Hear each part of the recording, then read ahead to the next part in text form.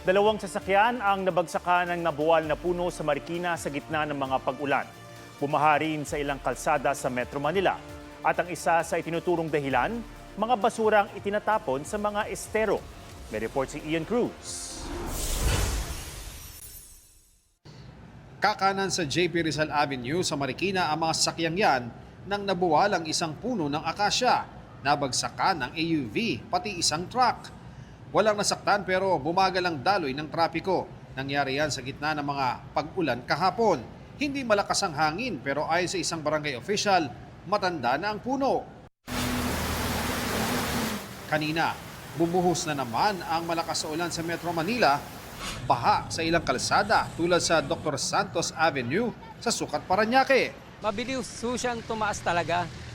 At kapag tuloy-tuloy po yung pagbuhos ng ulan, pataas pa rin po siya ng pataas. Ngayon, pag tumigil po naman yung ulan, nagsusubside po siya pero hindi agad siya madaluyan ng mga light vehicles or yung mga two wheels na tulad ng motorsiklo. Binaharin ang bahagi ng Sucat Road palabas ng expressway kaya naparalisa ang traffic. Ang mga pagbahang tulad niyan, pinalala ng di tamang pagtatapon ng basura. Tulad ng nahuli cam ng MMDA sa EDSA Olivero sa Quezon City, ang isang lalaki itinambak sa isang poste ang sandamakmak na basura. Paglipas ng ilang sandali, bumuhos ang ulan at agad na bumaha. Ang mga basurang hindi kasi tinatapon ng maayos, mabara sa mga drainage at mga estero. Marami na tayong hinuli dyan, no? The penalties may range from fine to community service. We have 32 cameras na talagang nasa estero lang nilalagay. Identified namin na ito, tapunan talaga to.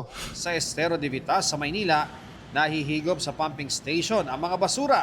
Hindi lang po mga basura at mga kagamitan ang nakukuha ng MMDA sa pumping station dito sa Vitas Tondo. Kagaya po ngayong araw na ito, nakalulungkot na maging yung patay na alagang hayop ay nahigop po nila dito. May mahigit 70 pumping station ng MMDA para mailabas agad ang tubig at hindi lumala ang baha. Pero kung sangkatutak na basura ang itinatapon kung saan-saan, magbabara na po yung mga screen natin saka yung mga bomba. Mapipilitan na po tayong ihinto muna saglit para po madiklag muna yung mga screen. Para pagka nadiklag na po, saka po papa-under ulit natin yung mga pumps para tuloy-tuloy po ang maiwasan ang pagbaha sa Metro Manila. Ian Cruz, GMA News.